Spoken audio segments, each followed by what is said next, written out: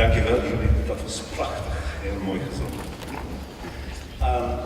Hello, my name is Kevin. Ik ben Kevin Walton. Ik ben een van de directeurs van Stichting ARC. The other director is sitting over there, Paul Key. Afgelopen jaar heb ik een hele toespraak in het Nederlands gedaan. But afterwards, people said, can you do it in English next year?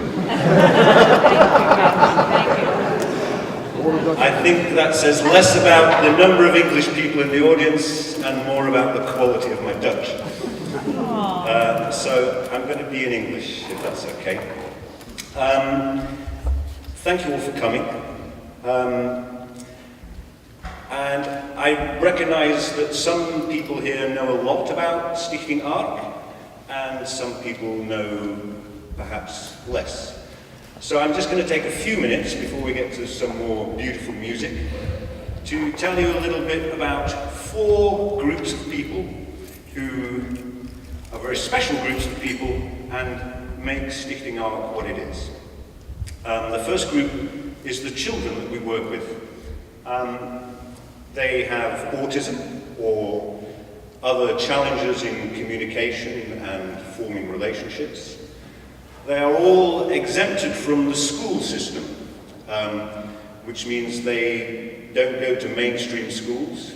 Quite often in such situations, parents choose to educate their children at home because they simply can't find any schools or any other organizations that will work with their children other than at home. That's fine, but the children don't get to work with or play with or learn from other children. And of course that's a really important part of any child's development. So we started Stichting ARC 2012. And in order to bring this group of children together so that they can work with each other, play with each other and form relationships. Many of them can't talk. Lots of them have, well, they all have serious challenges. But does this mean that they can't communicate? Of course not. You'll see this evening when these 5 wonderful musicians play together for 45 minutes at a time. They don't speak, they don't talk, but they communicate. And they listen. So, the second group of people that I want to talk about are the children's parents. Now, parenting is a challenge for all of us, for anybody. Parenting a child who has got serious communication challenges is a real challenge, and it's a daily challenge, particularly, for example, when there are other siblings involved. And I think all parents deserve a round of applause, but parents of children with autism, for us, are every single one of them heroes. And they manage not only, in our case, to look after, care for and bring up their children, have a family life, but they support this school, each and every one in their own individual way. One of our parents is sitting here on stage, Monica Geiden. Her child comes, 2 of her children come to Stichting ARC, and yet that's not challenge enough for Monica. Monica is also a violinist, as you can see. She also has organised this whole concert herself, as she's done every single year, and we wouldn't be here without her.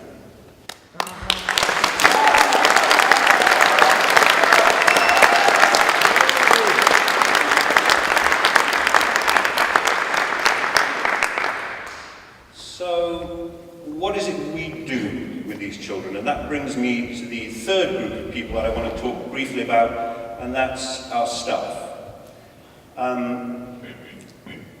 What do we do with them?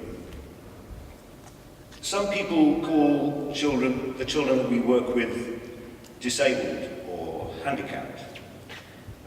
We like to call them differently abled, and we consider that the only handicap that the children have is that we don't know how to communicate with them.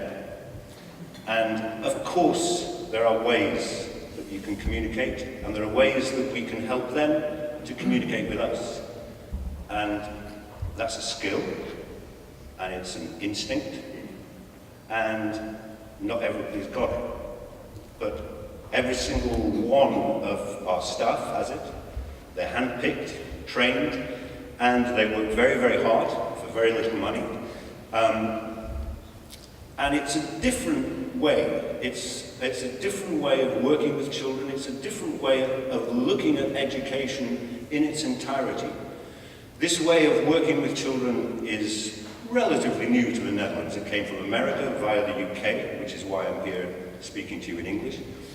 And it takes note of the fact that, particularly with the kinds of children that we work with, they're all individuals.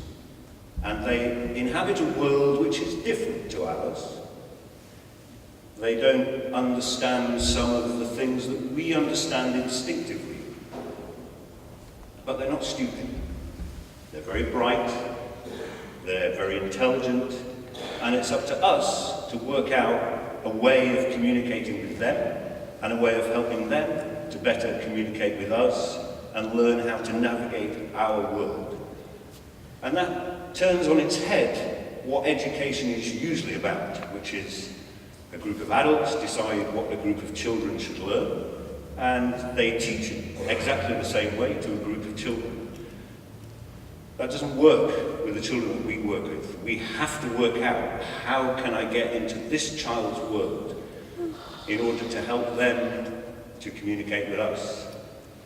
And as I say, that's a very special skill, and I want to thank all my staff, our staff, for being heroes.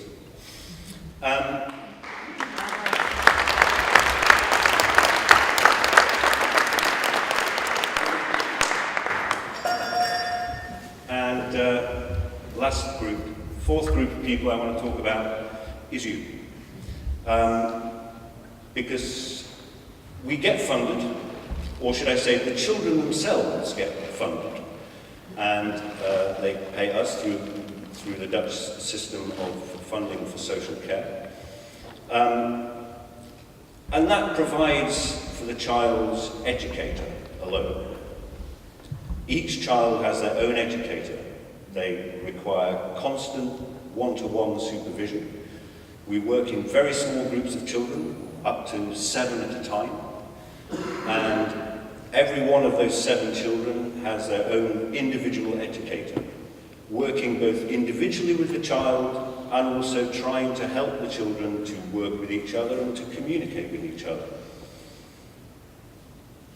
All that side of things is paid for by you.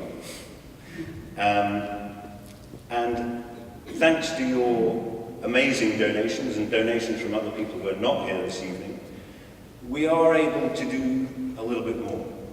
When I stood up here last year, I was talking about the funding crisis in social care in the Netherlands. There's been lots of progress on that front, and the Dutch government have recognised that there are a group of children, like the group of children that we work with, that can't be catered for within the mainstream funding sources. So the children have funding. Last year we were in danger of closing, and now we are bursting at the seams, so much so that we are looking at expanding.